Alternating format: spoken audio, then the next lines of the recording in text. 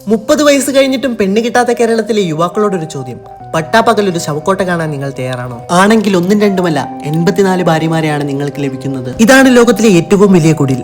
മുസീബു അസാല manga പൂർണ്ണമായും ജൈവോൽപ്പന്നങ്ങൾ കൊണ്ട് നിർമ്മിച്ച ഒരു കൂറ്റൻ നിർമ്മിതി.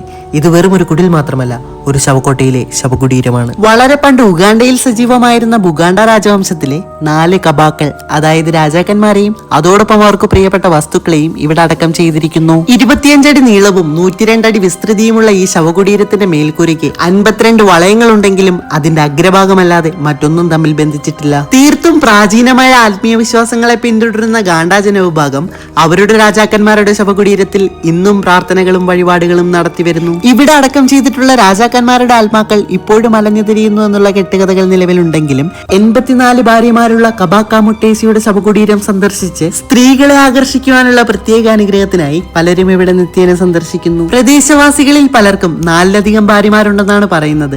കേട്ടറിവുകൾ മാറ്റി നിർത്തിയാൽ യുനെസ്കോയുടെ വേൾഡ് ഹെറിറ്റേജ് സൈറ്റായ കസൂബി ടോംസ് ഉഗാണ്ടയിലെ സാംസ്കാരിക നിർമ്മിതിയാണ്. 1882 മരം, ഞാങ്ങണ, വൈക്കോൽ തുടങ്ങിയ പ്രകൃതിദത്തമായ ഉൽപ്പന്നങ്ങൾ കൊണ്ട് നിർമ്മിച്ച ഈ ശവകുടീരങ്ങൾ ഉഗാണ്ടയിലെ പരമ്പരാഗതമായ വാസ്തുവിദ്യയുടെയും കരകൗശല വിദ്യയുടെയും മകുടോദാഹരണമാണ്. ആക്രമിക്കാൻ വന്ന ബ്രിട്ടീഷ് പട്ടാളത്തോട് വരെ പൊരുതിയ വളരെ ശക്തമായ പാരമ്പര്യമുള്ള ബുഗാണ്ട രാജകുടുംബം ശരീരത്തിൽ നിന്ന് ആത്മാവിനെ വേർപെടുത്തുന്ന തീർത്തും രഹസ്യമായ ആചാരാനുഷ്ഠാനങ്ങൾ ഇന്നും തുടർന്നു വരുന്നു എന്നത് പലരും തെളിയിക്കാൻ ശ്രമിക്കുന്ന സത്യമാണ്.